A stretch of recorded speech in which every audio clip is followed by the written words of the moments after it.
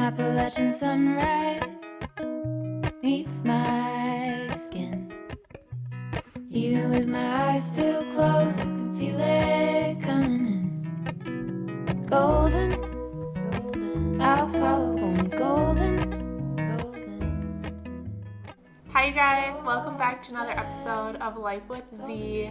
I'm so excited for a fun-filled day of cleaning and decorating for the Halloween season. It's the end of September and we've enjoyed our fall decorations for a few weeks now, but I'm ready to add a few spooky touches and bring to life that Halloween spirit for the month of October. So today we have some cleaning planned. I'd like to get through all the basics, of course. We need to make the bed, do some dishes. I'd like to vacuum and mop as well. I've also been meaning to clean the insides and outsides of a few of my windows, so we'll do that today as well. And then it's time to break out the Halloween decorations.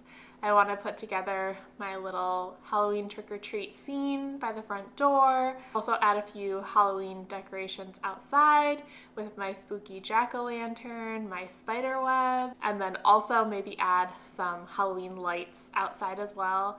One of my favorite things about my neighborhood is that everyone goes all out for all the holidays, Halloween and Christmas especially. And so it's kind of a neighborhood competition to see whose house can be the most illuminated and decorated. And Greg and I really like to go on evening walks around the neighborhood and see everyone's decorations. So time for us to put our decorations up and enjoy the spooky season ahead. Then tonight, I'm looking forward to making some homemade chili and sharing my favorite recipe with you. And then also I want to try a Blondie cinnamon bar box mix that I picked up from Trader Joe's.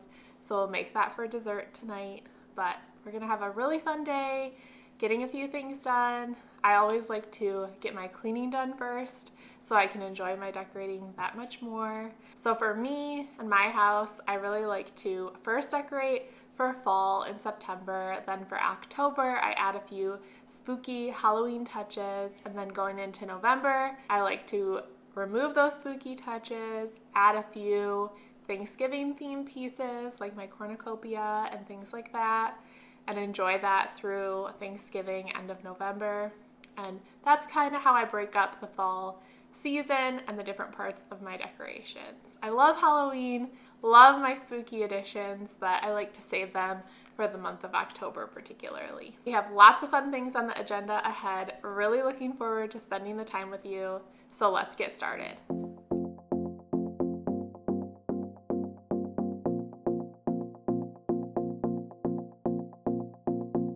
Do you miss me at all?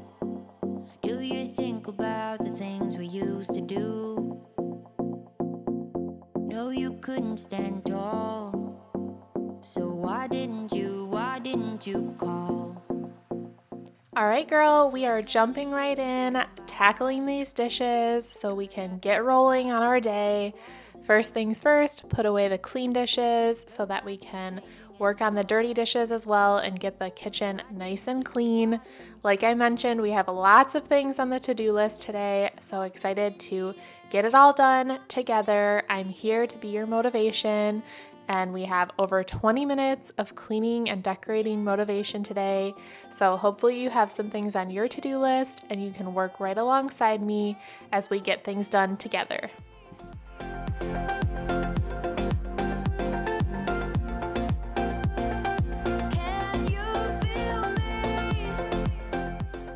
I know it can be hard to find motivation to do cleaning and different tasks around the house that you've been putting off, but I like to find little things like my seasonal decorating or a craft or a show that I've been meaning to watch and use that as my reward to myself, a little treat for getting whatever I need to get done.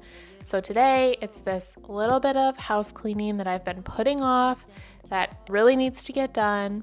And once I complete that, I can break out all my Halloween decorations and decorate the house, which is something I've been looking forward to. I waited as long as I could, and the weekend that I finally ended up decorating was the last weekend of September. So perfect timing to go into October with all of my Halloween decorations up for me to enjoy. So now that we got the dishes all taken care of, we'll move on to the floors. First, vacuuming, of course, with my Dyson vacuum before we break out the steam mop to sanitize the floors. Can you feel me? Can you feel me?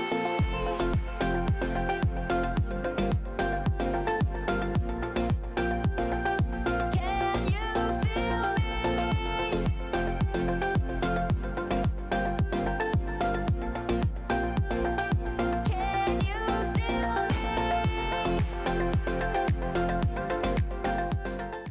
Today, I'm really taking the time to do more of a deep clean, making sure to vacuum all the corners in and around the furniture, actually picking up my baskets and trash can and different things around the house and making sure to clean all the way around them. I really try to prioritize deep cleaning like this at least once a month just to prevent dust and dirt from building up in the different corners of the house. So, if you haven't done this in a while, here's your reminder. Get up, girl, work right alongside me, and let's get it done.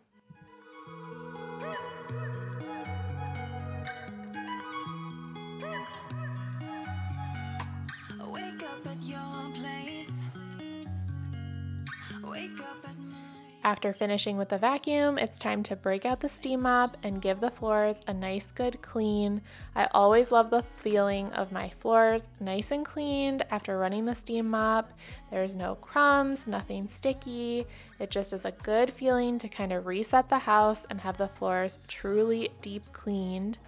After finishing the floors, we're going to head over to the windows. I have big glass doors in my dining room that were long overdue for a good clean. I can't even tell you the last time I cleaned these windows. We cleaned the windows in my living room and in my office a few weeks back in another video, but these doors were really dirty both inside and out.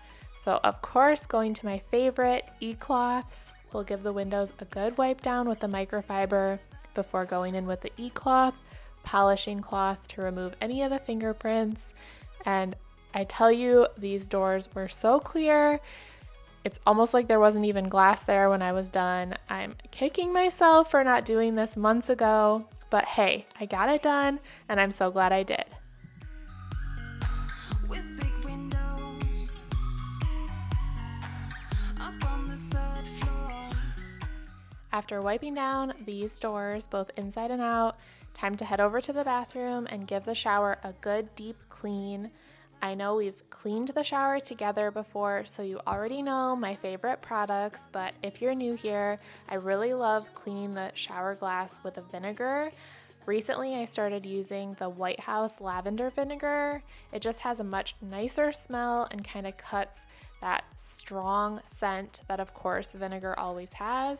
So here I just have a spray bottle filled with that White House lavender vinegar, and it works great not only on the glass, but also you can see here on the handle in my shower, I'm able to get that chrome sparkling clean and super shiny just with that vinegar, and my e-cloth will shine it up and it looks great. Then back over to the glass. Now my trick here, I like to leave the vinegar sitting on the glass for a minute or two. That allows it to just kind of break down some of the soap scum and build up. Then I go in with warm water on a microfiber cloth and wipe away the vinegar. That kind of takes away the soap scum. And then you go back in with the e-cloth polishing cloth, which really gives that glass the crystal clear shine. I love this method. It works so well. It's a similar method that we used to the windows in the dining room, but for those I didn't use vinegar, just the cloths, but the vinegar really takes it to the next level for that bathroom buildup. Then we'll also clean this little ledge on the front of the shower. Like I said, this is a deep clean, so cleaning every nook and cranny. We'll shake out the bath mats as well before we give the tile in the bathroom a good vacuum. And we can move on to cleaning the bathroom vanity. We are almost done, and then it'll be time to decorate. Do you feel it too? Magic between me and you, the way that you make me feel. You wonder if I feel the same, the blood's rushing through you. All right, girl, how are you doing? We're about halfway through with the cleaning and decorating motivation for today. Hopefully you've been working right alongside me, but if you haven't started yet, now's the perfect time to get up, get moving, let's get some things done. I know you'll feel so much better once you do. I'm nearing the end of my cleaning here before we are going to move on to the Halloween decorating, and I'm so excited to take you along and show you some of my favorite Halloween decor pieces. You usually don't share any secrets. Suddenly you're an open book. When I struggle to find the words, you give me complete. When I clean the bathroom vanity, I also like to make sure and wipe down the soap dispensers, any of the products that I have sitting out on the counter. This just helps them to stay looking nicer and newer longer. And while we're doing this, I also have really been wanting for my own oral hygiene to prioritize flossing. So one thing I'm going to do for myself to make sure I have no excuses not to floss is add a little container out here on my bathroom vanity with some dental floss picks. I know it's not the most ideal form of flossing, but at this point, anything is better than nothing. So just a little tip that I have if you're like me and flossing is your least favorite thing to do. I'm going to make it so easy for myself that I have no reason but to just grab one of these dental picks each day and make sure I'm flossing my teeth. Of course, I want to give the sinks a good deep clean with my Rubbermaid spin brush to make sure to remove any of that soap scum or buildup on the sinks. And actually on the other sink, I'll show you here in a minute, I noticed that there was some buildup up around the edge. So this tool worked perfectly as well just to get that edge clean. You can see there's some extra dirt and grime that came out. So what I use is just a standard dish soap. Take this tool and make sure to clean all the way around your sink and the drain as well, and you'll be so glad you did. All right, it's time for the fun part, time to decorate. So first thing on the list is to decorate our front porch. And you guys, these are my crystal spider webs. There's a long story behind these, but they are my absolute favorite Halloween decoration. So I'll make sure to link them down below, but I have two that are actually from Pottery Barn, and I love these spider webs. They're definitely an investment, a bit on the pricier side. So this year I actually found a dupe for them at Joann Fabrics and was able to get 4 more. I know, I'm pretty extra. So now I have 6 of these metal frame spider webs with little crystal beads. They have LED lights and a timer. And I swear they are absolutely stunning. They're worth every penny. Of course, much better if you can get them discounted at Joann's, but I'll show you a clip later and they look so beautiful lit up at night. After putting up the spider webs, we added some purple and orange lights to the bushes. We have these solar powered lights from Amazon that I'll be sure to link down below that add a little extra spooky Halloween magic to the front yard. After finishing decorating outside, we'll head inside and start decorating with my favorite little corner over here. I was really looking forward to putting together my little trick-or-treat scene. So we'll start by swapping out our art in this frame to a different print.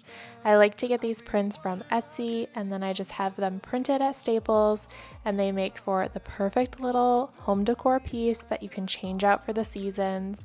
So after we get this art print swapped out, we'll clear off my console table and start building our Halloween village.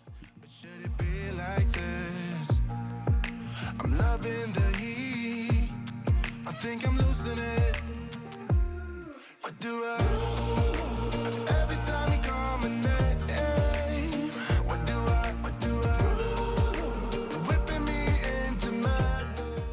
I had these little haunted houses from Target last year. I think they were about $10 each, and they do have lights in them, but the lights don't work as well, so maybe I can add some twinkle lights or something later in the season.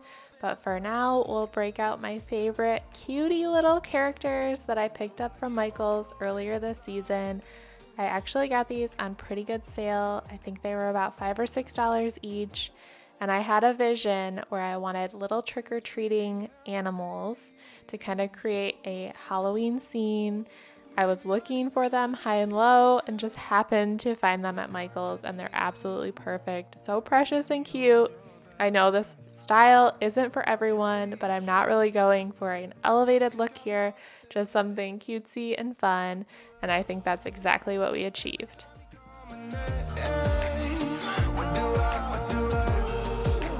Whipping me into madness, but I can never stay away from you. What do I, we can't stop. I added a few command hooks and this little candy corn garland that I picked up from Michael's a few years ago. And with that final touch, I think my little trick-or-treat corner is complete. I absolutely love how it turned out. It's so cute. So I'll go ahead and take those tags off and get all the little characters settled in for their spooky display. Maybe I should keep rolling in silence.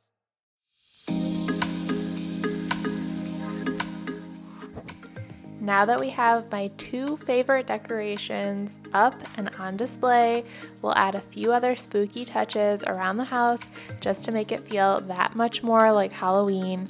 I have these cute trick-or-treat mugs that I picked up from Target a few years ago. I love the candy theme. And then I'll add a pumpkin over here on the counter. This was a family heirloom that Greg has from his childhood, so we'll add that up as well. Add a little pumpkin on the counter over here and another pumpkin in the corner by the stairs. All the jack-o'-lanterns in every corner of the room. I absolutely love it. I also have these little haunted houses that I picked up from Bed Bath & Beyond a few years ago. So we'll tuck those around the living room just to give that extra spooky little feel before we head into the kitchen to do some cooking and baking for dinner and dessert.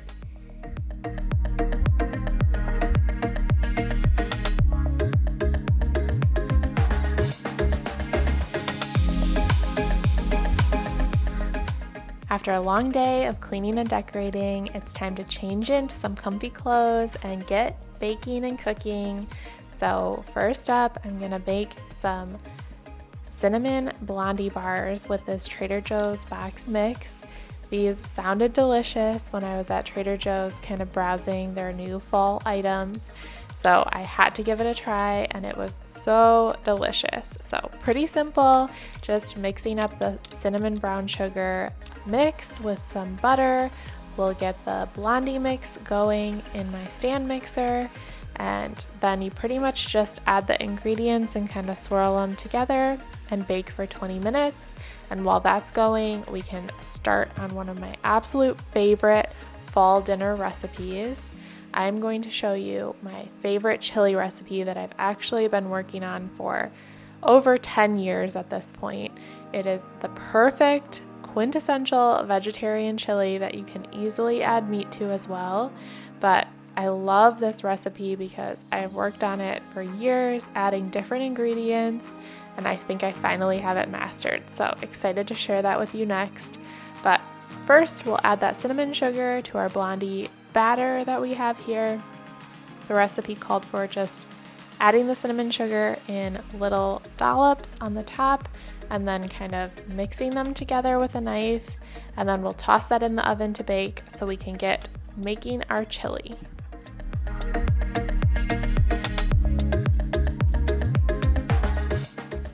So for this chili recipe, you're going to want the McCormick slow cooker chili seasoning, some no salt added tomato sauce, and then I really like cannellini and black beans. I've tried all different sorts of beans, but those are the best ones to use. And then also specifically summer crisp corn and green hatch chilies that are diced. And then I like to add chopped white onion and green pepper. And then of course you can add whatever protein you'd like as well. If you want to add ground turkey, ground beef, shredded chicken, anything to kind of boost the protein. But of course for me, we're making vegetarian. Once you have all the veggies chopped and the beans strained, you'll add all the canned goods into your slow cooker. I like to add about half of the can of the summer crisp corn, but of course, go ahead and add more if you'd like. So we'll add all of our ingredients, including the spice mix, and set the crock pot on high for about 2.5 hours. So I like to have that going while I'm doing other things like baking my blondies, of course. So we'll get that set and going over here in the corner before we take our blondies out of the oven and add the icing on top. The boxed mix from Trader Joe's actually came with an icing mix as well. Pretty much just powdered sugar and water, I believe. So we'll add that powdered sugar, and the recipe called for adding a tablespoon of water at a time.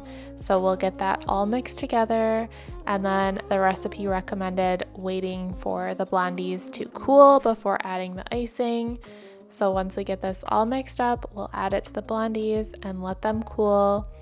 And after taking a little bit of a break from my long day of cleaning and decorating, we can cut up some bread and get ready to serve our chili and enjoy a nice dinner followed by our dessert.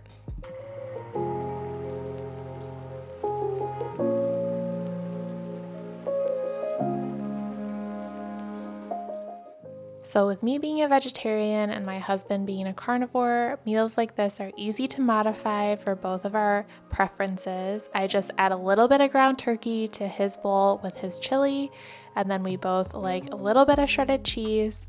And by the time that was ready to go, the blondies were all cut and cooled, so we'll put those on the cake plate as well. And then we'll head outside and I can show you the beautiful spooky Halloween decorations. I love how they turned out. We are so lucky to have these beautiful house lights that we can change for all the seasons. So we were playing with them and trying a couple different settings. This one was my favorite with the classic orange and white, and look at those spider webs. I truly love how everything turned out, and hopefully you were able to find some motivation to get a few things done on your to-do list too. I'm so happy and excited that October is here, and hopefully you enjoyed this video. Please make sure to like and subscribe, and check back next week for a brand new video. Bye!